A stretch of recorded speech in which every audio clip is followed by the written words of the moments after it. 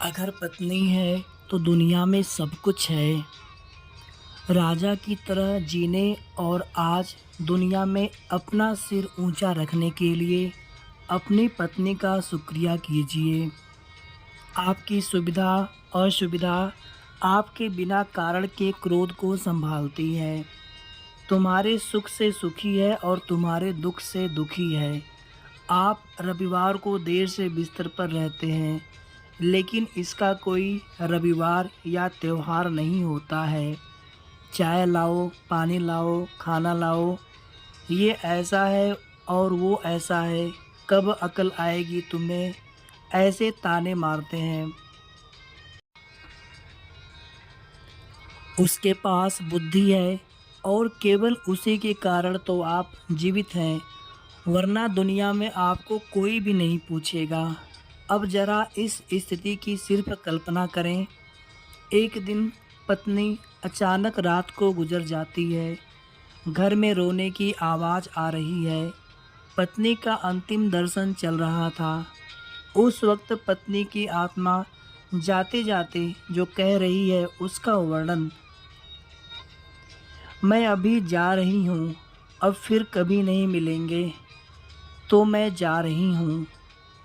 जिस दिन शादी के फेरे लिए थे उस वक्त साथ साथ जिएंगे ऐसा वचन दिया था, पर अचानक अकेले जाना पड़ेगा ये मुझको पता नहीं था। मुझे जाने दो। अपने आंगन में अपना शरीर छोड़कर जा रही हूँ। बहुत दर्द हो रहा है मुझे, लेकिन मैं मजबूर हूँ। अब मैं जा रही हूँ। मेरा मन नहीं मान रहा, पर अब मैं कुछ नहीं कर सकती। मुझे जाने दो। बेटा और बहू रो रहे हैं, देखो।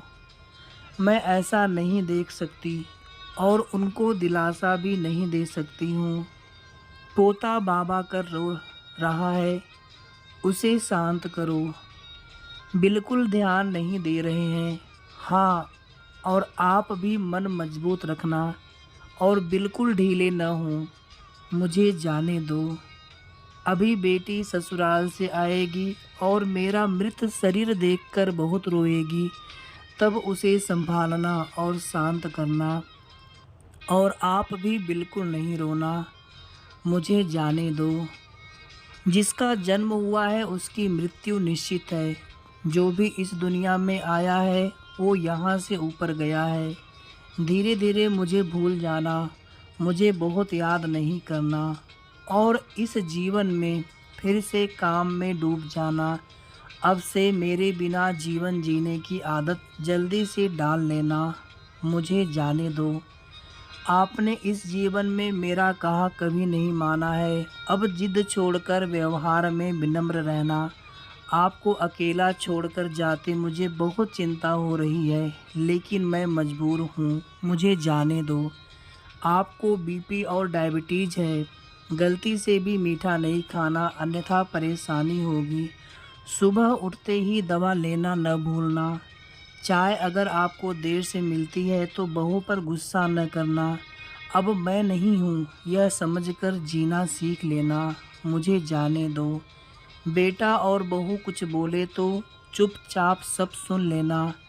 कभी गुस्सा नहीं करना। हमेशा मुस्कुराते रहना, कभी उदास नहीं होना। मुझे जाने दो। अपने बेटे के साथ खेलना, अपने दोस्तों के साथ समय बिताना। अब थोड़ा धार्मिक जीवन जिएं ताकि जीवन को संयमित किया जा सके। अगर मेरी याद आए तो चुपचाप रो लेना, लेकिन कभी कमज़ोर नहीं होना। मुझे जाने दो। मेरा रुमाल कहाँ है, मेरी चाबी कहाँ है। अब ऐसे चिल्लाना नहीं। सब कुछ ध्यान से रखने और याद रखने की आदत डालना। सुबह और शाम नियमित रूप से दवा ले लेना। अगर बहू भूल जाए तो सामने से याद कर लेना। जो भी खाने को मिले प्यार से खा लेना और गुस्सा नहीं करना। मेरी अनुपस्थिति खलेगी, पर कमज़ोर नहीं होना। मुझे जाने दो। बुढ़ापे की छड़ी भूलना नहीं और धीरे धीरे से चलना। यदि बीमार हो गए और बिस्तर में लेट गए तो किसी को भी सेवा करना पसंद नहीं आएगा। मुझे जाने दो। शाम को बिस्तर पर जाने से पहले एक लोटा पानी मांग लेना, प्यास लगे तभी पानी पी लेना। अगर आपको रात को उठना पड़े तो अंधेरे में कुछ लगे नहीं, उसका ध्यान रखना। मुझे जाने दो। शादी के बाद हम बहुत प्यार से साथ रहे, परिवार में फूल जैसे बच्चे दिए। अब उस फूलों की सुगंध मुझे नहीं मिलेगी। मुझे जाने दो। उठो, सुबह हो गई, अब ऐसा कोई नहीं कहेगा। अब अपने आप उठने की आदत डाल देना, किसी की प्रतीक्षा नहीं करना। मुझे जाने दो। और हाँ, एक बात तुमसे छिपाई है, मुझे माफ़ कर देना। आपको बिना बताए बाजू की पोस्ट ऑफिस में बचत खाता में खुलवाकर 14 लाख रुपए जमा किए हैं। मेरी दादी ने सिखाया था, एक एक रुपया जमा करके कोने में रख दिया। इसमें से 5-5 लाख बहू और बेटी को देना और अपने खाते में 4 लाख रखना अपने लिए। मुझे जाने दो। भगवान की भक्ति और पूजा करना भूलना नहीं। अब फिर कभी नहीं मिलेंगे। मुझसे कभी कोई भी गलती हुई हो तो मुझे माफ़ कर देना। मुझे जाने दो। मुझे जाने दो। कहानी कैसी लगी आप सभी कमेंट करके ज़रूर बताइएगा, और हमें पता है कि आप सभी की आंखों में आंसू आ गए होंगे। वीडियो को आप सभी प्लीज़ लाइक करके शेयर कर दीजिएगा, और अगर आपने अभी तक चैनल को सब्सक्राइब न किया हो तो सब्सक्राइब भी कर लीजिएगा, ताकि आगे भी आप सभी को हमारे चैनल के माध्यम से इसी तरह की कहानियाँ मिलती रहें। और इनके पहले की जो भी कहानियाँ हैं, जो भी स्टोरीज़ हैं, आप उन्हें हमारे चैनल पर जाकर अवश्य देखें। धन्यवाद।